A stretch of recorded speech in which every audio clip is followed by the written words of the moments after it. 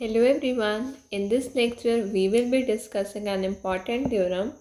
So the theorem says that if function is continuous on a closed interval AB, then function is bounded also on that interval AB.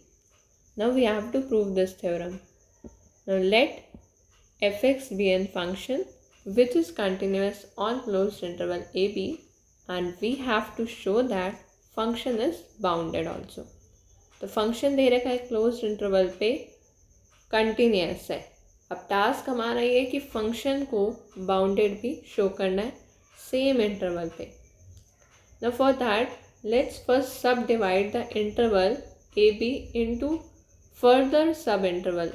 कुछ let's say an subinterval A B के हमने कुछ टुकड़े कर दिए हैं, सब interval कर दिए हैं। ए बी खुद एक इंटरवल है, ठीक है। देखो ए बी एक खुद एक इंटरवल है और हमने उसके फर्दर पार्टीशन कर दिए हैं, सब इंटरवल कर दिए कुछ फाइनाइट लेट से N. Now for given epsilon greater than 0 such that, जो फंक्शन है जिससे देखो कंटिन्यूस है, वी नो दैट। सो अब गिवन एप्सिलॉन के लिए जहाँ पर x1 और x2 कोई एनी 2 पॉइंट्स हैं सेम सब इंटरवल पे, मतलब सब इंटरवल है एक, जैसे एक सब इंटरवल जो हमने इसका किया एक टुकड़ा, उसके अंदर ये x1 x2 ये कोई 2 पॉइंट्स हैं सेम सब इंटरवल पे। Now function of x1 minus function of x2 this is less than epsilon, this is your equation 1। Now let कर लीजिए पॉइंट्स ऑफ सब डिविजन, जैसे हमने सब डिविजन किया d1 d2 d3 d4 up to dn। सो ये कुछ points हैं sub division के। अब हम काम करते हैं, पहला सब इंटरवल लेते हैं ए और d1, जैसे हमने डिवीजन किए ए था ये बी था, अब फिर हमने फर्दर डिवाइड किया था d1 d2 d3 and up to dn। तो अब पहला सब इंटरवल लेते हैं और x को हम लेते हैं कि x बिलोंग करता है इस पहले सब इंटरवल पे a और d1 में।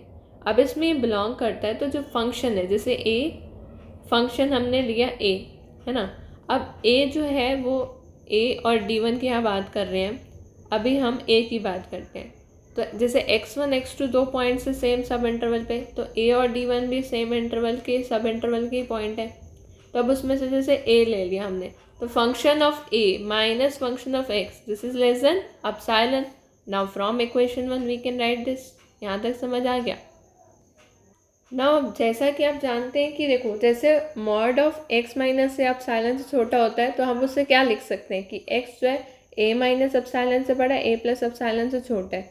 सिमिलरली आप लिख सकते हो फंक्शन को कि फंक्शन a माइनस जैसे f ऑफ x जो है हमने लिखा था ना f of a minus f of x less than epsilon, तो f of a minus epsilon is greater than f of x which is greater than f of a plus epsilon, ये लिख सकते हैं हम। तो हम कह सकते हैं जो फंक्शन का मॉडुलस है वो लेस है फंक्शन a प्लस एप्सिलॉन, इसे इक्वेशन 2 मान लो। ना इन पर्टिकुलर अगर अब हम x की बजाय d1 लिख दें तो function of d1 this is less than function of a plus epsilon, इसे हम इक्वेशन 3 कह लेते हैं। सिमिलरली नेक्स्ट इंटरवल लीजिए x d1 d2 को बिलोंग करता है, तो function of x this is less then d1 plus ये एप्सिलॉन, ये इक्वेशन 2 से हमने लिया।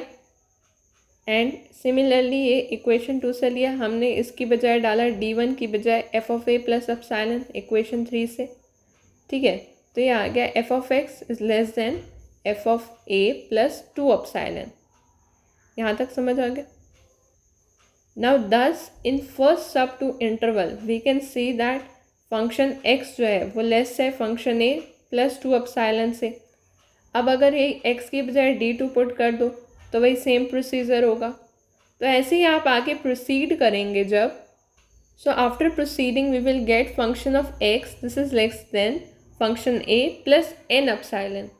सो अब ये जो इनइक्वालिटी इक्वेशन 4 की आई है, इससे क्या पता चलता है कि जितना भी हमारा ये होल इंटरवल को सेटिस्फाई कर रहा है, यानी x जो है वैल्यू है जो फंक्शन की, वो कंप्लीट सारी वैल्यू फंक्शन की इस इंटरवल में ही लाई करेगी, तो हम कह सकते हैं कि फंक्शन जो है वो बाउंडेड है। So I hope this lecture must be helpful to you.